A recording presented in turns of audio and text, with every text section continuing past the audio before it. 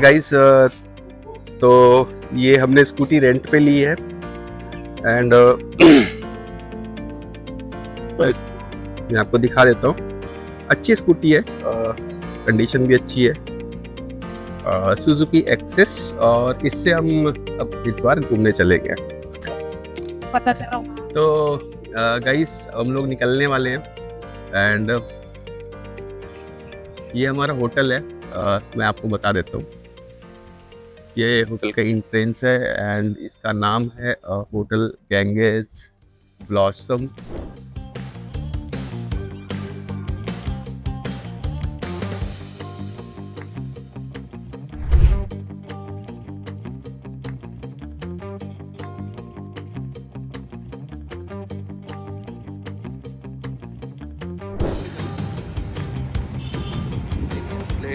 ये हरिपुर कला लिखा है।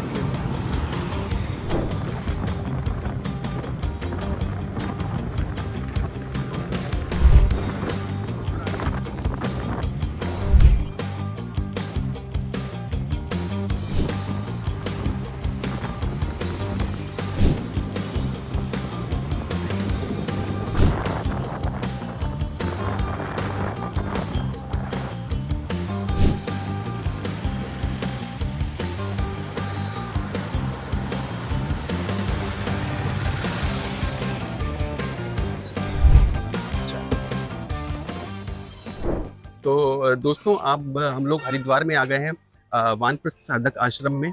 और दोस्तों अगर हरि का बोला जाए, हरिद्वार हरि का द्वार, मतलब हरि तक जाने का रास्ता इस शहर का जो नाम है। और यहाँ पर अगर आए और आध्यात्मिकता की, स्पिरिचुअलिटी की बात ना हो तो फिर हरिद्वार आने का कोई मतलब नहीं बचता है। तो अगर आप भीड़ भाड़ शहरों की और कुछ समय अपना आकर के शांति में बिताना चाहते हैं तो ये जगह दोस्तों बहुत अच्छी है। यहाँ पर आप रहकर सत्संग, साधना, ध्यान ये सब कर सकते हैं और थोड़े दिन शांति से निकाल सकते हैं। तो दोस्तों आइए मैं आज आपको दिखाता हूँ वानप्रस्थ आश्रम ज्वालापुर हरिद्वार के।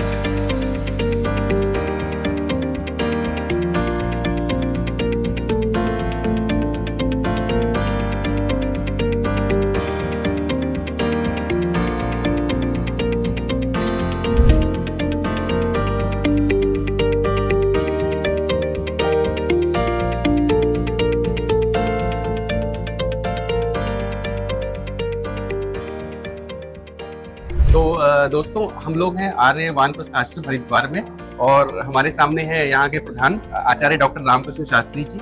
और इनसे हमें आर्य वानप्रस्थ आश्रम के बारे में बताएंगे। वानप्रस्थ क्या होता है, क्यों होता है और यहाँ पे लोग कैसे रहते हैं, क्या करते हैं यहाँ पे आने के लिए, क्या एलिजिबिलिटीज है, क्या योग्यता आपके पास होनी चाहिए। तो इन सभी के बारे में प्रधान जी हमें प्लीज हमारे दर्शकों को बताएं। वानप्रस्थ आश्रम उस आश्रम की व्यवस्था का नाम है जहाँ व्यक्ति अपने मोह को, व्यामोह को छोड़ करके परमात्मा चिंतन में आकर के यहाँ रहता है। 4 आश्रम हैं: ब्रह्मचर्य आश्रम, गृहस्थ आश्रम, वानप्रस्थ आश्रम और संन्यास आश्रम। 25 वर्ष तक तो ब्रह्मचर्य आश्रम है जहाँ पठन पाठन करके व्यक्ति अपनी जीविका के लिए तैयारी करता है। 25 वर्ष के बाद में गृहस्थ आश्रम में व्यक्ति प्रवेश करता है। 50 साल तक वो गृहस्थ आश्रम में रहता है। अब तो रिटायरमेंट की जिंदगी है, 60 साल तक वो अपना घर परिवार बसाता है और रुपए पैसे से अपनी जीवन यापन करने की सारी व्यवस्था बना लेता है। और 50 और 60 के बाद फिर 75 वर्ष तक वानप्रस्थ आश्रम होता है। व्यक्ति वानप्रस्थ की दीक्षा लेकर के आश्रम में आकर के रहता है और 75 में अगर वो वैराग्य उसको उत्पन्न हो जाए तो संन्यास की तरफ भी प्रस्थान करता है, सन्यासी भी बन सकता है। तो हमारा आर्य वानप्रस्थ आश्रम ये 30 मार्च 1928 को इसकी स्थापना महात्मा नारायण स्वामी जी ने की थी जी। और तब से आश्रम ये चल रहा है। उसके बाद एक महात्मा हर प्रकाश जी आए जिन्होंने उनके साथ दिया और इसकी उन्नति में उन्होंने भी काम किया। उसके बाद मेरे पिताजी महात्मा आर भिक्षु जी और जो संन्यास दीक्षक बाद स्वामी आत्मा सरस्वती बने, उन्होंने आके यहाँ रह करके इस आश्रम को बहुत आगे उन्नति के पथ पर उनको ले गए आश्रम को। और 1923 में उनका जन्म हुआ था, लेकिन उसके बाद उनकी इच्छा थी समय से मैं वानप्रस्थ की दीक्षा ले लूं और वानप्रस्थ दीक्षा लिए यहाँ आए और रहे और जिन्होंने बहुत काम वानप्रस्थ आश्रम का किया है। और यहाँ व्यक्ति रहते हैं सब 60 साल के ऊपर, 50 साल से ऊपर के लोग रहते हैं और 70, 75, 80, 90, 100 साल तक के लोग यहाँ पर हैं और रहे हैं।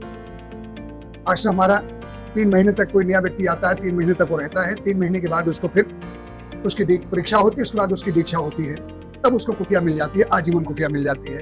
यहाँ व्यक्ति आकर के रह करके अपने आप को बहुत अच्छा समझता है और स्वास्थ्य के दृष्टिकोण से भी हमारा आश्रम बहुत ज्यादा आगे है। डेली भजन है, प्रवचन है, संध्या है, हवन है, उपदेश है, मौन 1 घंटा 6 से 7 डेली होता है, योगासन है, साधना है, ध्यान है, सारे प्रकार की चीजें जो इस उम्र में चाहिए वो चीजें हमें यहाँ बराबर मुहैया होती रहती हैं, हमको मिलती रहती हैं, उसकी व्यवस्था करते रहते हैं। हमारी अपनी गौशाला है जहाँ 50 लीटर शुद्ध दूध गाय का अपनी गौशाला से साधक को मिल जाता है। कूपन ले लें, अपना ही दूध लेके जाए। हमारा अपना हॉस्पिटल है, आयुर्वेद के डॉक्टर, होम्योपैथी डॉक्टर, एलोपैथिक के डॉक्टर, दांतों के डॉक्टर, फिजियोथेरापी, सब हमारी अपनी यहाँ व्यवस्था रहती है। इसलिए हमें साधकों को कोई तकलीफ दिक्कत नहीं होती है। बाकी सबके परिवार में आना जाना बच्चों का लगा होता है, हम लोग भी आते जाते, बच्चे भी आते जाते रहते हैं। किसी प्रकार का कोई हवन कराना हो, यज्ञ कराना हो, संस्कार कराना हो, बहुत सारे बच्चे यहाँ आकर के इस कार्यक्रम को भी कराते हैं। इसलिए वानप्रस्थ आश्रम मैंने देश दुनिया बहुत भूमि है देखी है, लेकिन वृद्धों के लिए इस प्रकार का आश्रम अभी तक मुझे कहीं मिला प्रधान जी, अगर जैसे हमारे वृद्ध हैं और अगर चाहते हैं कि हम वानप्रस्थ में जाएं तो उनको क्या करना होगा और किस प्रकार से वो यहाँ पे आ सकते हैं? वो घर से शास्त्र में लिखा है कि पुत्र को पुत्र हो जाए, लेकिन आज के परिवेश में चीजें भी नहीं हो पाती हैं कि पढ़ाई लिखाई भी देर तक होती है, बच्चे सब नहीं होते हैं। लेकिन व्यक्ति परिवार से निवृत्त होकर के वो यहाँ आए, ये नहीं कि बच्चों के मुंह में ही फंसा रहे, परिवार से निवृत्त होकर के आए और उसके बाद यहाँ 3 महीना रहे।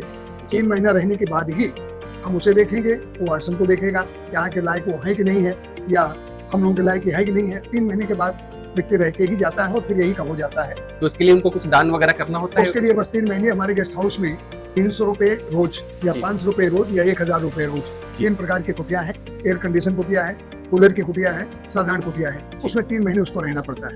3 महीने रहने के बाद ही तब उसकी परीक्षा होती है, उसके बाद उसकी दीक्षा होती है, तब उसको कुटिया मिलती है।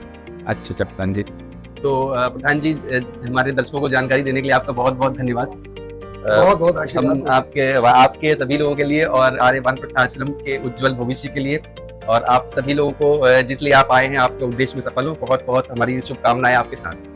इस कार्य के लिए आपको बहुत बहुत आशीर्वाद है बच्चे। आप लोग उन्नति करो, प्रगति करो और इस प्रकार की संस्थाओं का प्रचार प्रसार विस्तार जितना आप लोग करते रहिए, संस्था दान पे ही चलती है। अच्छे लोग इससे जुड़े, अच्छे भी आकर के लोग यहाँ 2 दिन, 4 दिन, 10 दिन, महीना दिन रह करके भी ध्यान साधना करें, इसके बाद वो जा सकते हैं। और बराबर रहने के लिए हमारे नियम और सब पालन करने पड़ते हैं और नियमानुसार आपने पालन किया तो आप यहाँ रहने के लायक हो जाते हैं और अपना जीवन आप सफल बनाते हैं। धन्यवाद। तो दोस्तों, ये वैदिक पाठशाला है, ये महात्मा नारायण स्वामी जी जिन्होंने इसकी स्थापना की थी उनके नाम पे रखा गया है। और इस वैदिक पाठशाला में लोग आते हैं, शाम को यहाँ पर पाठशाला में पढ़ाई होती है, आध्यात्मिक जो ज्ञान है उसके बारे में लोग जानते हैं। और इस प्रकार से जब वो ग्रेजुएट एक काइंड ऑफ हो जाते हैं तो वो वानप्रस्थ से संन्यास में दीक्षा लेते हैं।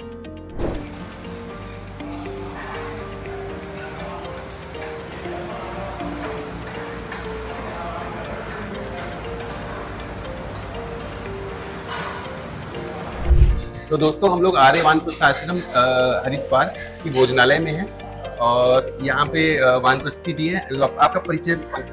मुझे महेंद्र मुनि कहते हैं। महेंद्र मुनि जी हैं। मैं यहीं पर रहता हूँ आश्रम में 5 वर्ष से। और यहाँ पर हम साधना, सेवा, सत्संग और स्वाध्याय, जी, ये 4 चीजें हमारे जो है हमारे मतलब उद्देश्य हमारे यहाँ रहने का। जी, हम आर्य समाज को मानते हैं। महर्षि दयानंद सरस्वती ने जिसकी स्थापना की थी, वेदों को मानते हैं। वैदिक, हमारा धर्म वैदिक धर्म है और हम वेदों और ऋषियों द्वारा रचित जो वेदानुकूल ग्रंथ है उन्हीं को मानते हैं। तो महेंद्र मुनि जी, ये भोजनालय में किस प्रकार की व्यवस्था होती है और कितने पैसे लगते हैं यहाँ पे भोजन करने? यहाँ पर प्रातःकाल नाश्ता होता है, रोजाना अलग अलग तरह का होता है। नाश्ता 15 रुपये में मिलता है, चाय 10 रुपये की मिलती है, दोपहर को भोजन, शाम को भोजन 30 रुपये की थाली होती है। उसमें भरपूर पेट भर के खाना देते हैं। क्या बात है। तो महेंद्र मुनि जी, और कुछ हमारे दर्शकों से आप कहना चाहेंगे? मैं तो यही कहूँगा कि लोग यहाँ पर आए और यहाँ के सत्संग में शामिल हों, आर्य समाज को समझें और इनके सत्संगों में आए, यहाँ पर रुकें और यहाँ का ज्ञान समझने की कोशिश करें। यहाँ का ज्ञान बहुत विस्तृत है और हम लोग जो है वो ढोंग ढकोसलों को नहीं मानते।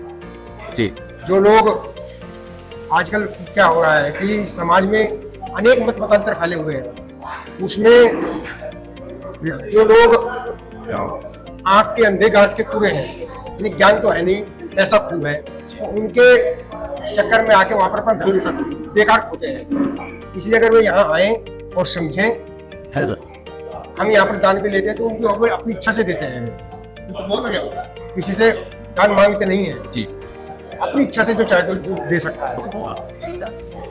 तो ये तो बहुत अच्छी बात है। वे यहाँ पर आए और इसको समझे कि आर्य समाज क्या है।